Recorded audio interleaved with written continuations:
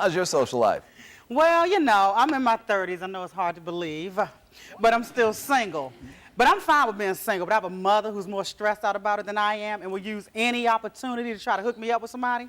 A couple months ago, my grandfather died, and we're at the funeral home supposedly grieving. I hear my mother in the back of the funeral home trying to hook me up with the mortician. And she sounded like Celie's father in The Color Purple. Alicia is old as any house, but she's no stranger to hard work. She ain't fresh though, but I expect you know that. I run to the back of the funeral home trying to stop this, and I realize the mortician is handsome. I'm like, okay, you got to find the good in everything. He is a mortician. I am always running late for work, so at least this way, while I'm asleep, he can make up my face. Is this true? You're afraid of cats? I wasn't afraid of cats until I went over a friend's house. She's one of these single friends with 1,000 daggone cats. Went over her house, and I had on my cute sandals. Her cat reached out and said, "Caw," and scratched my foot. Next thing I know, my foot's bleeding. She gives me an alcohol swab and goes, "Girl, wipe your foot off. My cat has feline AIDS." How you get tested for that? Wow. For about 60 seconds, time stood still. Because when you hear the word AIDS, you don't remember nothing that was said before it. Nothing that was said after it. I was just in shock, and I'm looking over at the cat, and the cat looking at me like, licking his paw like, "Man, we both got it." Now, did you try internet dating? Oh, I've tried all kinds of dating, but I mean, I hit the bottom of the barrel when I tried internet dating. Cause I had to learn there's a whole language to dating on the internet. Like, if a guy tells you he loves long walks through the park, his car's been repossessed. That's good. That's good. I got to remember that. Yes. Okay. If he tells you he loves dinner by candlelight, his electricity's been cut off. And if he tells you he loves renting movies and making it a blockbuster night, he's cheap and he can't read. Because I used to have standards. You know, I had a lot. When you're newly single, you still have standards. Yeah. 3 years later, check back with us. We you know, because I used to have a laundry list for a guy. I was like, in order for me to date a guy, he has to have a good job, a good car, at least a bachelor's degree, no kids, has to love his mama, love the Lord, have his HIV test results laminated in his wallet. And they have to be less than 90 days old. 3 years later, I was like, just give me a guy with one eyeball, one eyebrow, and a bus pass, and we going to Denny's. You're an only child? Oh, yeah, I'm an only child. Well, I grew up an only child in the 70s, you know. That was the worst time to be an only child because back then, everybody came from large families. Yeah. You know, 8, 9, and 10. My mother's the oldest of 9. My father's in the middle of 6, and they had me. And even the TV shows back then were about large families. You had the Partridge Family, Brady Bunch, 8 is enough. If my parents had a sitcom, it would have been called One is way too daggone many. And anytime there was a sitcom about an only child, something was wrong with the only child. Yeah. Dennis was a menace. Ricky Schroeder, Silver Spoons, he was a brat. Webster was deformed. They even had a sitcom about an only child who was so dysfunctional, his parents had to build a robot just to play with him. Remember Small Wonder? Yeah. That was my show. And these are the people I was supposed to be able to relate to. Yeah. But the good thing about being an only child is you don't have a sibling to have a sibling rivalry with, because that would have been sort of tough to compete with. I was class president, homecoming queen, captain of the debate team. All right. So what if I was homeschooled? We are back with the first female comic to do stand-up in the penthouse, Miss Alicia Cooper. Y'all let her hear, baby. You rock that. Give it to me. Thank you, Did you just do the prom wave? Did you just do the Miss come on USA? now. Hey. Miss Alicia Cooper, when I tell you, baby, funny, when you were back there behind them doors, what was going on in your mind? Woo, today, everything that could go wrong has gone wrong for me before doing this show. Uh-huh. And I was worried. I got to tell you, I was worried. Even my stockings ripped. Uh-huh. So, you know. Now, let me ask you something. What's right? What's right now is just the opportunity that's been given to me by Monique and seeing all these beautiful black people out here in Atlanta. Everything is right. Everything is right. Rodney Perry. Rodney Perry. Now, see, here's what's beautiful. We go all so far back, baby. Like, people think these are new relationships. We started off at the Parkers together. Yes. The Parkers, baby. Yes. Wasn't that the best time? Oh, I'm sad. I'm sad because they put us up here so high, you can't even recreate it. What was your favorite memory about coming to that set on the Parkers? There was a woman named Judy Ann Mason that came to the set to talk to all of us. And she was the first black woman in the Writers Guild. And she told us that she never thought she'd see the day where she saw this many black people running shows, writing on a set. And I mean, it was like looking history in the face. And I could not believe it because we take so much for granted because of the era in which we came up in. But when Judy put it in perspective, I really realized how blessed we all are. Yes, baby. Because we are in history for the next ones that's coming up. Right. We're in history now for the next ones. And talking about history, the first black president of the United States of the world. I can't just give it to America, because that brother is gonna actually change the world, baby. Yeah, B, I said it, the United States of the world, President Barack Obama, I'm giving you that. You love this cat so much. Yes. You have a ringtone on your phone. Yes, Alicia. My ringtone was happening during the election times, and I believe that Oprah and myself got him elected. Just the two of y'all. it was her show and my ringtone. It just did it. That was it. And Barack, I'm waiting for my thank you.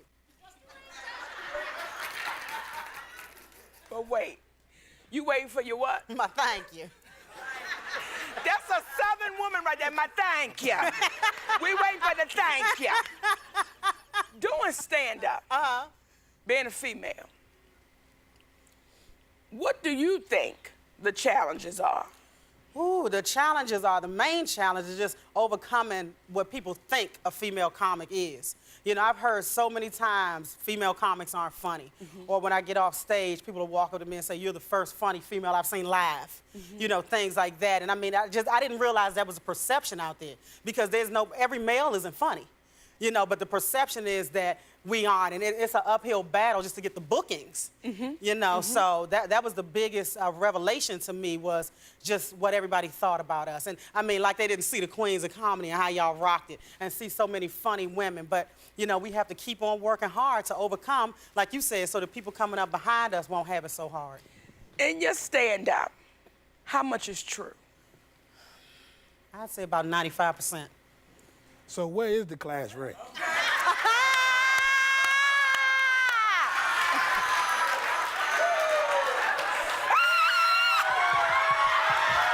You want it, boo?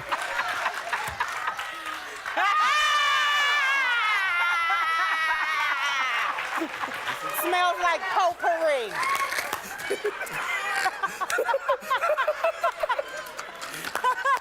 Ignorant and ignoranter. Behave yourself. They're gonna put me off of here. Do you find it hard? And I'm gonna ask you this because we're comics. Yes. Do you find it hard when you try to date? Like, how's the dating scene for a female stand-up comic? Oh, it is so depressing. I didn't realize how fragile the male ego is until I started doing comedy. Every guy I meet, I lie to him now about what I do. I'm like, I'm a prostitute. I'd rather say that than say I'm a comic.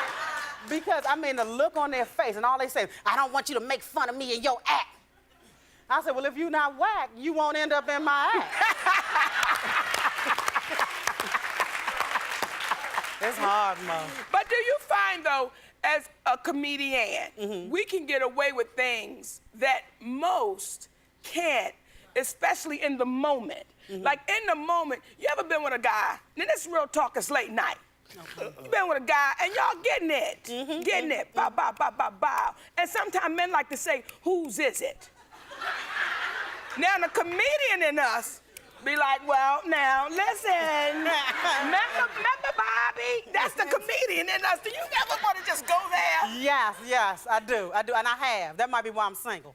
Y'all give it to Alicia Cooper, baby!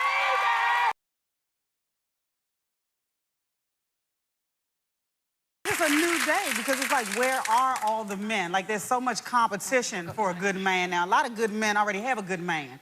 So it's like, and I think these guys are sincere when they're saying it. You are the love of their life in that moment.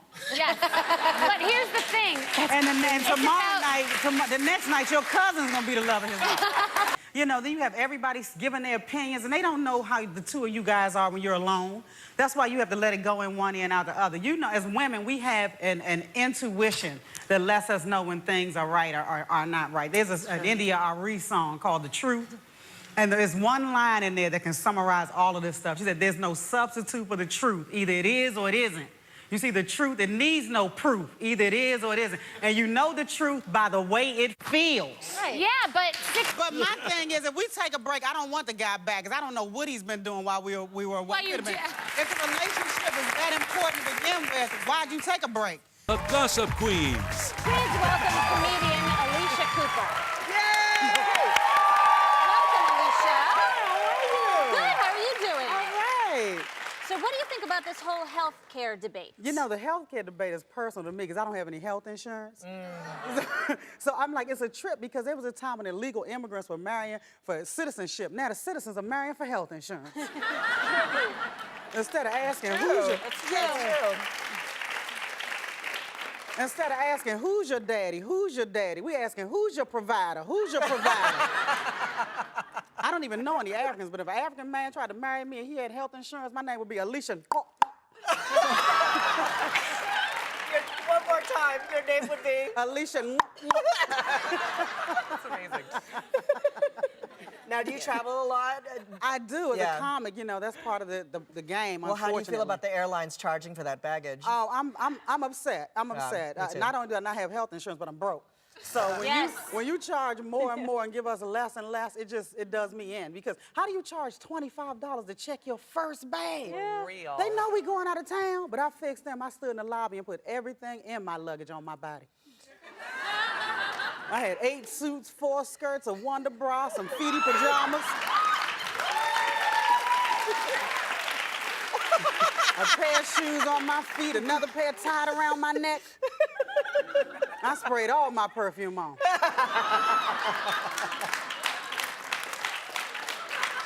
Drank my scope like it was Jägermeister.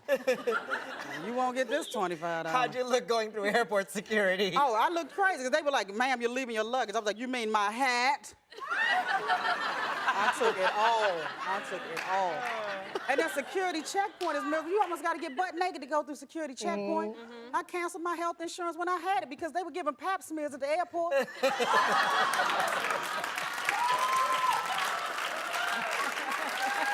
Sounds nice. How do you feel about men and dating and It's cheating? so rough nowadays. It is really, really hard. It is rough. And in Hollywood, they don't make it look easy. They make all the marriages look terrible. I mean, everybody in Hollywood seems to be cheating and getting caught. And then when you see the women that these men are cheating with, that's what the wives are mad about. When they see these little scallywags, they being cheated on for. You know, these are some of the most low-rent women on the planet.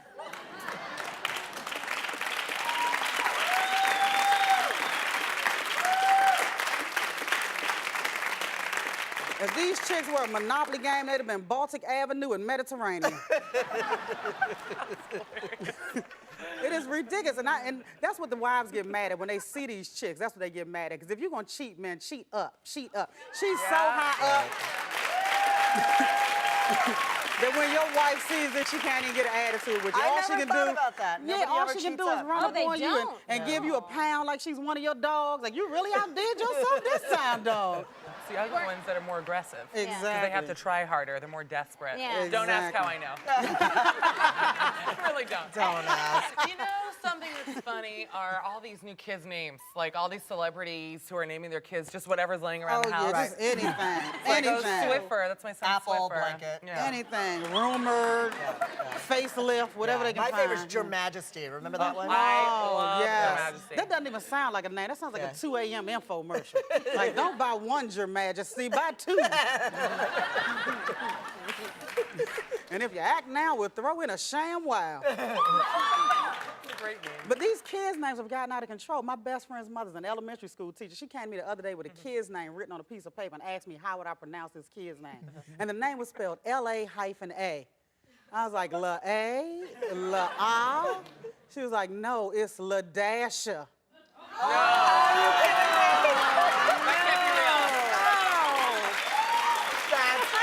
Brilliant. Our next guest is a curvy comic who started getting attention with her performance on the TV reality competition Last Comic Standing. Please welcome Alicia Cooper.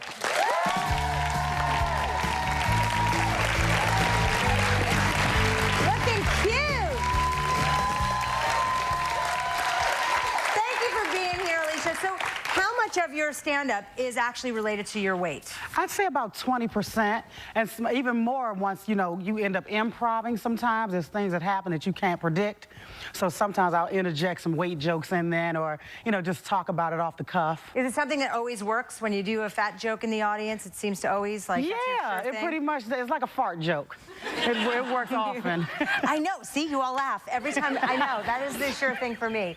All right. So, and what is your sort of your career been like? You know, being a big girl and kind of taking on that industry. You know what? I think it's been a little harder than it should. You know, I see a lot of girls who aren't as funny, but they're thin, so they get a whole lot of breaks. You're like, hey, what about me? I'm over here.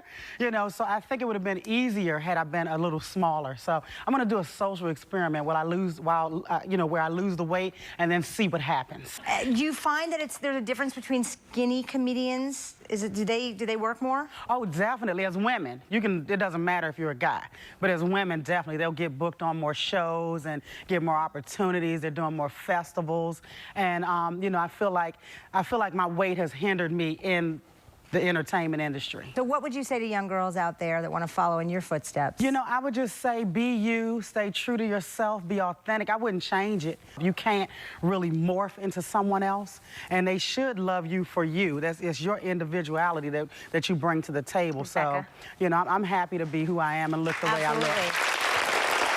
Do you want to add to that? I feel like you have something to add. You always do. Well, I was sort of hearing you say that you're going to do this social experiment and you're going to lose weight. Now what? You look beautiful. Well, thank you, but my checking account is ugly.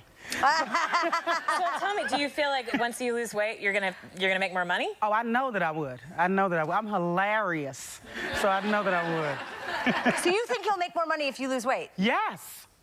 Yes, I know I would, to be honest with you guys. I know I would. I mean, I hate to sound like I'm preaching to the converted because you're obviously extremely successful and you're doing an amazing job with your career, but I feel like you should just be who you are now. You're amazing. I mean, in terms economically, what makes you think you're going to make more money now? Well, she says the business, there's a double standard, that for men they can be of any size, but you think the female comedians have to be... Exactly. You have to have a look. Like, even if you Google things about female comedians, it's always the prettiest female comedian, the hottest 10 comedians. Okay, you're pretty, and you're pretty hot. But I'm I don't sorry. make the list. Thank you. I never make the list. So, you know, I feel like when these girls get on these lists, of course it helps to a certain extent. And all the girls on the hottest comics list are all, you know, 10 and under. I mean, they're angry because they're hungry. You know, but they're on the list nonetheless. I want to know, are you afraid you're not going to be funny anymore? Because I think that's one of my many excuses for never losing weight. I'm like, what if I'm not going to be funny anymore? No, Who says you're funny? No, I'm kidding. How's dating life? Dating is difficult because the curvy guys want to date me. And I'm like, what? And you're not into curvy guys? I'm like, what are we gonna do together? Like, you know what I'm saying? It's like, you know, I'm like, we're gonna post pictures of our dinner on Facebook. Like, what are we gonna do? Oh, is she making you cringe? She's making me cringe. It's a joke. It's a joke. Well, let me tell you this. My boyfriend is a former curvy guy who is in incredible shape now, and he runs marathons. And I didn't know any of this before I met him. And I met him online, and I was way too intimidated to go out with him. Ricky actually convinced me to go. Wow. Because I thought, oh my God, I'm going to get to this date, and he's going to be like, you obviously don't run marathons. I can't hang out with you. What are we going to do on the weekends? Take pictures of our food, like you just said. And we do that now, 2 years later. But he also runs marathons, and you know, I don't know. I have to say, I don't think you're not going to be as funny, but I do want to know whether you actually make more money if you get thin, because I feel like if that's the case, then you better come back and we do another show about that. Absolutely. Right, I will come back, Absolutely. Ricky. Yeah, but we're not telling you need to lose weight. Okay, No. You're beautiful just the way you are. Leather pants. I mean, come on, she's wearing leather pants. And you're wearing stripes.